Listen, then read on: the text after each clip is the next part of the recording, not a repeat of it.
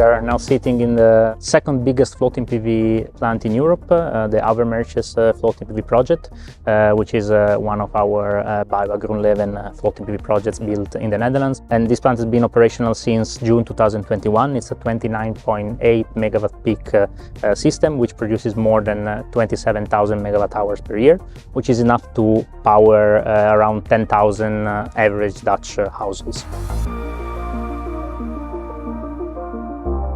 The cool thing about this project, apart from being the second biggest in Europe, is that it's installed in an active sand dredging. So just on the side of this plant, there is sand extraction going on at this very moment.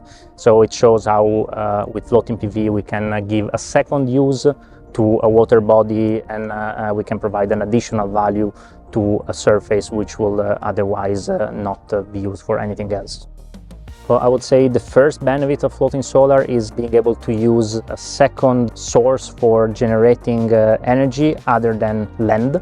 Of course, ground-mounted PV and hybrid PV are really good options, but with more and more pressure on land scarcity and land availability, it's important to find another way or an additional way to install more solar and more renewables, and water surfaces are really a good option for that. And at the same time, with floating on these water bodies, you can actually increase or improve the biodiversity in the water body itself. So we have seen in a few of our projects that we are monitoring that by installing floating PV, we actually generated more biodiversity. That means that floating PV not only doesn't have a negative impact on the water body, but even has a positive one.